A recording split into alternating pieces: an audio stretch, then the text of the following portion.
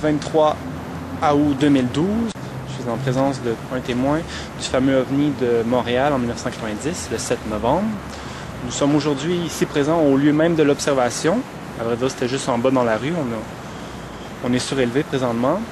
Et puis le témoin, qui a une très bonne mémoire, va nous se remémorer pour nous les circonstances dans lesquelles il a observé le phénomène, avec qui il était, comment ça s'est passé, quelle fut l'influence sur les témoins, et puis qu'est-ce qui s'est passé dans les jours suivants par rapport aux témoins qui ont vécu ça.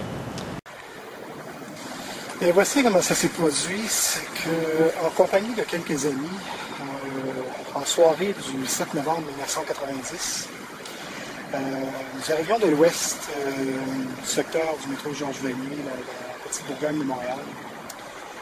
Et puis, forcément, on arrivait par la rue Saint-Antoine. Il y était quand même quelques personnes, quelques amis ensemble qui allaient prendre un verre ensemble au centre-ville de Montréal. Et puis, à partir d'un certain moment, on est arrivé au coin de la station de métro Place Bonaventure. On voulait aller vers le nord, forcément aller sur la rue Sainte-Catherine. Et puis, avec des amis, on a commencé à bifurquer parce qu'on a aperçu des lumières qui scintillaient, de très grosses lumières qui scintillaient au-dessus de la place Bonaventure. Or, interpellé un peu par les lumières, et puis parce qu'il semblait quand même un événement assez disparate, on est revenu sur nos pas sur les rues de la Gauchetière. Et puis,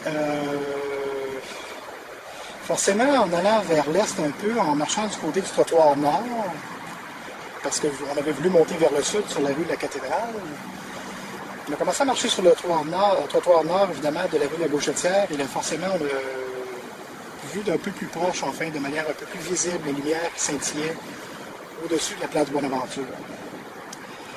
Ça semblait quand même assez élevé, mais pas assez élevé, évidemment, pour que ça soit, par exemple, hors d'atteinte. Il y avait quand même quelques témoins qui se promenaient, finalement, qui pointaient du doigt vers au-dessus de la place Bonaventure, forcément, dans le ciel. Et puis, ça nous avait interpellés. Et puis, mais il semblait y avoir beaucoup d'incrédulité chez les témoins, beaucoup de désarroi, parce qu'il semblait être un événement qui était... ce que je veux dire, c'est que personne riait de ça. Alors qu'on sait que dans la foule, généralement, il peut y avoir beaucoup de dérision face à certains événements, beaucoup de moqueries. Mais là, les gens pointaient du doigt au-dessus de la place Bonaventure, et puis c'est là qu'on a vu plus précisément, ce qu'on peut voir dans le ciel, c'est-à-dire des lumières qui scintillaient. Et ça restait sur place. Ça ne bougeait pas.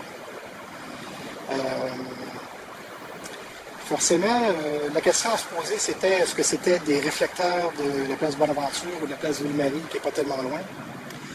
Mais ça ne collait pas. Non. Ça ne collait pas, et puis on a continué à marcher. Mais moi, avec les amis avec lesquels j'étais, forcément, c'est que les gens ne voulaient pas nécessairement s'attarder. Et puis, on a continué à marcher pendant un certain temps, pendant une minute ou deux. Il y a des gens qui passaient et pointaient vers le même endroit. Moi, ça m'a rappelé les images du Moyen-Âge, par exemple, en Europe particulièrement. Les gens, des fresques sur certains bâtiments au Moyen-Âge, évidemment, où ce que des gens montraient vers le ciel, pointaient vers le ciel. Donc, on a continué à marcher, et puis ça continuait à scintiller. Et, comme j'ai dit, ça restait sur place, ça ne bougeait pas. Et moi, rentrer chez moi le soir... D'abord, vous étiez combien, votre groupe? On était Quelle était la réaction des gens?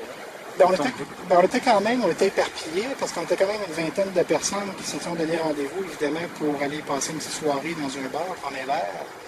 Si je me souviens bien, je pense que c'était même l'anniversaire d'un ami, c'est peut-être pour ça qu'on était nombreux. Et la réaction des gens avec qui j'étais, comme j'ai dit, c'était une réaction un mélange de consternation et de blocage. Ça ne peut pas être ça. L'aîné de la Gauchetière, c'est ça, évidemment, était à ce moment-là en construction. Oui. Donc, évidemment, c'était pas l'idée de regarder, les gens pointaient vers l'édifice en construction, quand même, il ne fallait pas être naïf, là. Non, les gens pointaient au-dessus de la place Bonaventure. Et moi, ce que je ne savais pas à cette époque-là, c'est qu'il y avait quand même une piscine. Et moi, j'étais revenu à la maison ce soir-là, en fin de soirée. J'avais vu les nouvelles de fin de soirée, puis en 1990, LCN, RDI, ça n'existe pas. Alors, c'est les canaux traditionnels qu'on avait, Radio-Canada, One Anglais, Post News, etc.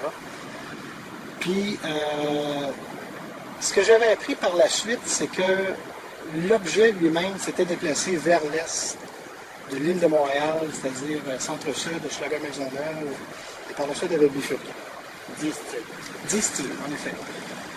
Mais, ça, je ne l'ai pas vu, personnellement. Mais moi, ce que je peux confirmer, c'est simplement ce que j'ai vu au-dessus de la place Bonaventure.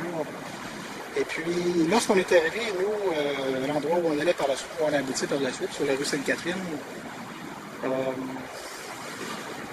ça en parlait un peu, mais avec une gêne énorme. Vraiment énorme. Un peu comme si les gens avaient été, puis on n'était pas des gens excessivement vieux. Et il y en avait même un peu plus jeunes avec nous, 18 ans. Et tout, puis, comme j'ai dit, il y avait quand même une gêne, une espèce de malaise chez les garçons et filles, évidemment, qui faisait que les gens n'étaient pas enclins à vouloir en parler ouvertement, et essayer de creuser la question. Donc, on n'avait pas resté plus que 3-4 minutes. Parle-moi de la réaction des gens, encore. Les gens avec qui j'étais, comme j'ai dit, c'était un mélange de consternation, puis d'incrédulité, mais de... Je peux dire qu'il n'y avait pas d'irrespect, il n'y avait pas de dérision de leur part. Pas encore, c'était plus tard dans la soirée. Même pas. Il n'y a même pas eu de dérision durant la soirée. C'est qu'à chaque fois que quelqu'un essayait d'évoquer le sujet, dont moi-même, c'était « Oh non, je veux pas qu'on puisse, j'attends pas de parler de ça, ça me tente pas, non. » Donc, blocage. Signe que les gens n'avaient pas nécessairement vu quelque chose de, selon eux, quelque chose d'usuel, quelque chose de très répandu, ou à la limite très conventionnel. On sait très bien que plusieurs personnes en même temps racontant la même chose, il y a beaucoup moins de probabilité que ce soit faux. Surtout dans ce genre d'événement-là, donc évidemment, les gens essayaient d'éviter le sujet à cause peut-être de la peur de la division, ou tout simplement aussi à cause que c'était quelque chose de... Parce qu'il y avait des anglophones avec nous, ils disaient « something unusual », quelque chose qui est inusité, quelque chose qui sort de l'ordinaire. Et au cours des années par la suite, les gens que j'ai recroisés, à qui je voulais rappeler l'événement, pour parler un peu, ils évitaient assez vite le sujet. Il y en a même un qui m'a nié avoir vu tout ça. Ils n'ont pas me dire, je m'en souviens plus. Non, j'ai jamais vu ça. Ils disaient, j'ai jamais vu ça.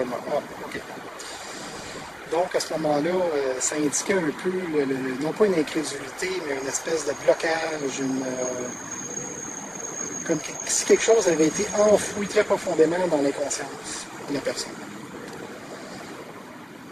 Je l'ai dit, c'était un peu comme un blocage. Le blocage s'est produit au moment même de l'événement, lorsqu'on a été des témoins visuels. Puis le blocage, on aurait dit que c'était accentué par la suite, ou du moins c'était maintenu. Un peu comme un blackout qui s'installe et qui, enfin bref. Mais moi, personnellement, comme je lisais sur ces questions-là à l'époque, même depuis plusieurs années, depuis environ 83-84,